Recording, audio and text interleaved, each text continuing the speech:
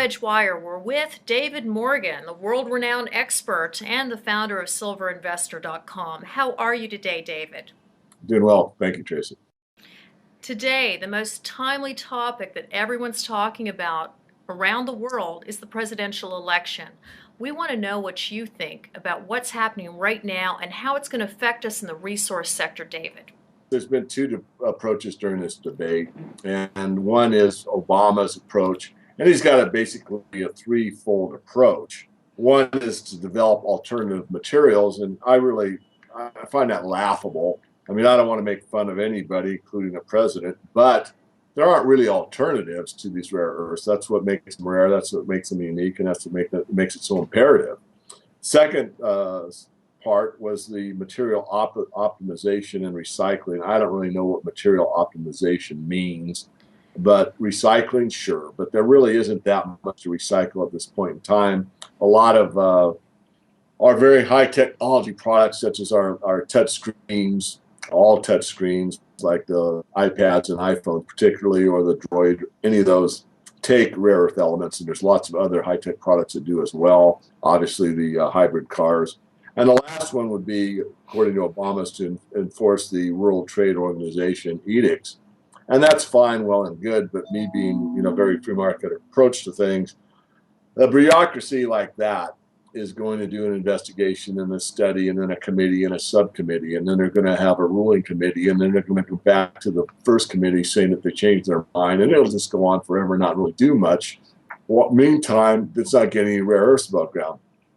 Governor Romney had a different approach, and I think it's more of a practical approach. One is streamlining the regulatory permitting process within the several states of the U.S. So in other words, get the red tape away from letting these people go and find the rare earths within the continental or the contiguous United States, and opening federal lands to resource development. So basically, I think it's a clear-cut two-step approach. Both of them make sense. If we're not going to be able to get them from China, get enough from China, let's go get what we have here and let's streamline it. So I think that's a far better approach than what the Obama mandate was. And I know you're also a leader in solutions. So going back to the presidential election and their positions on the resource sector, do you think that we benefit with Obama or Romney? Which one benefits us overall for actually producing not only new resources, but increasing revenue and taxes that may generate a solution to this looming debt we're dealing with? Yeah, great question. I mean, I'll take them at face value, meaning I believe what they say, which is a very big risk when you're dealing with politicians.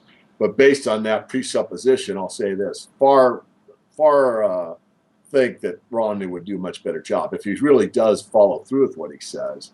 You basically need to cut the red tape, which is what he talked about when he was talking about the rare earth space.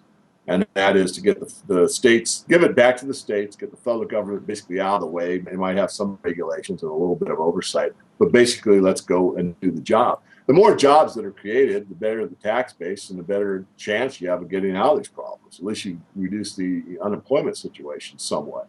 And, if you really go back to one of the articles I wrote almost a decade ago, I talked about something very simplistic, very few people think about it, and that is that all wealth comes from the land.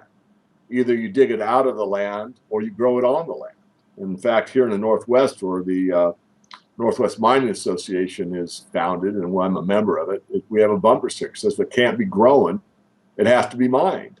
And it's that simple, but a lot of these people that don't understand the basic concepts of how wealth is created by mankind are anti-mining. Well, if they're anti-mining, they better get rid of their cell phone, their flat screen TV, their automobile, their bicycle, and everything else, because all that stuff requires mining. So it's important, and it's important how we do it. And the U.S. particularly is probably one of the best countries as far as regulation is concerned, and making sure these miners do a very, very clean and pristine job of not only getting the elements out of the ground, but also leaving the environment better off than it was when they started the mining. So I am obviously pro-mining, but I'm also pro good steward of the land, and the U.S. is pretty much a leader. In other countries that don't have those type of mandates that are mining by old school technology, and there's really not much we can do about it other than set an example as far as I'm concerned.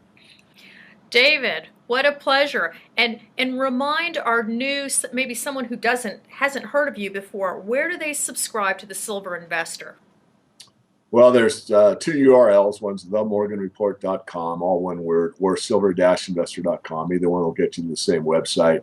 And everything is explained on the right-hand pull-down menu. There's three levels of service: a basic plus looking over my shoulder on what trading I'm doing, and then an advanced service. So it's pretty well explained by videos on each of those three services. In addition to that, we do have some free stuff. If you want to get on a free weekly email list, you can do that as well. David, as always, it's a pleasure. Well, thank you, Tracy. It's always a pleasure on my end, too. Thank you.